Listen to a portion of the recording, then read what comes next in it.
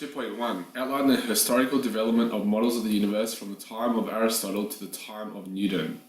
So looking at two concepts here that is unrelated to the worksheets that you would have seen in class, just to give you a deeper understanding around this dot point. So there were two models.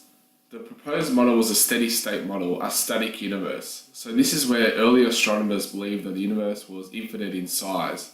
They also believed it never really changed. This was part of the steady state model and was accepted up until about the 1920s.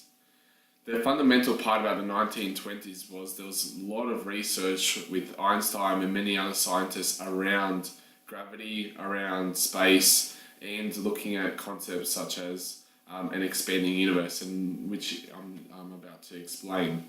So it was in 1922 where Friedman, a meteorologist and a mathematician, proposed two different models of the nature of the universe. He was able to construct these models based on his own observations and taking into account the fundamental scientists at the time, which was Einstein's theory of relativity, which suggested that time and space are curved. He proposed the following models: the closed universe, in which both time and space have a beginning and an end, or the open universe, which begins with a Big Bang but produces a constant expansion in which time and space have no end.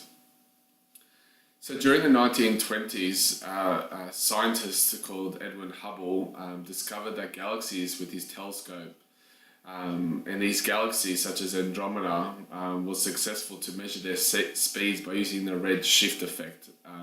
It's effects similar to the Doppler effect, where we're using red and blue shifts, whether those galaxies are moving away from us or towards us, or expanding in space and time. So Hubble graphed this distance against velocity, and it's shown by a graph. So you can see that the universe is expanding, and we know in our current stage of theory that the universe is expanding and constantly expanding into nothingness.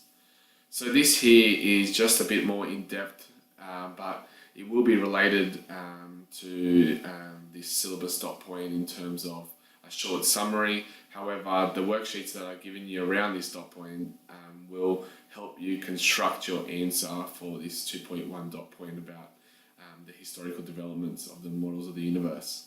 So the key thing is he's underlining the steady state model and understanding that in a short sentence for your study notes. Also underlining scientists such as Friedman, Einstein, and Edwin Hubble.